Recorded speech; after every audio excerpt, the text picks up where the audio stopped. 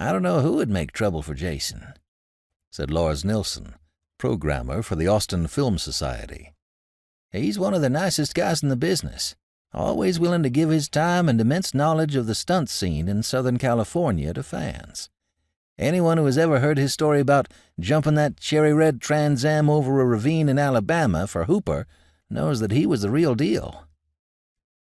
A woman who answered the phone at Coulson's home said she didn't want to comment on the shooting. Austin police say no charges have been filed in an active investigation. Any witnesses are asked to call the department at 512-472-TIPS.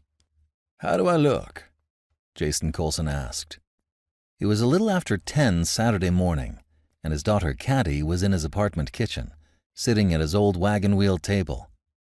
She had a purse thrown over her shoulder and keys in her hand, ready to roll, even though the show didn't start till high noon. "Would you be mad if I said the shirt was a bit much?" Katty asked. "This shirt?"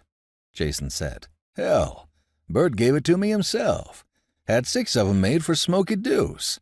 Fans will get it. It's real silk, and the red roses were embroidered by hand. Mexican woman over on Old Vera Street made a dozen of 'em special for the crew." "I'm sure the ladies loved it back during the bicentennial," Katty said. "But how about that nice one Donnie and I gave you for Christmas? Maybe tone it down a little bit, Dad." "That's not what folks want," Jason said. "They're not paying $25 a head to see an old man in a button-down collar and tie. This isn't some fancy church service." "That's me, putting on pearls and lipstick before worship." Katty worked her tail off for some Christian nonprofit feeding homeless folks and immigrants in need. She had on an old threadbare Johnny Cash t-shirt, bell-bottoms, and hippie sandals. She rolled her eyes as Jason walked over to the counter, where he reached for his wallet and then headed back to his bedroom.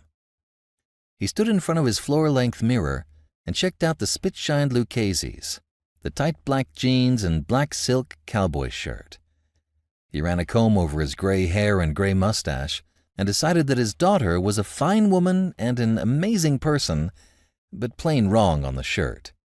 1976. Hell, everyone knew that Smokey 2 hit theaters in the summer of 1980.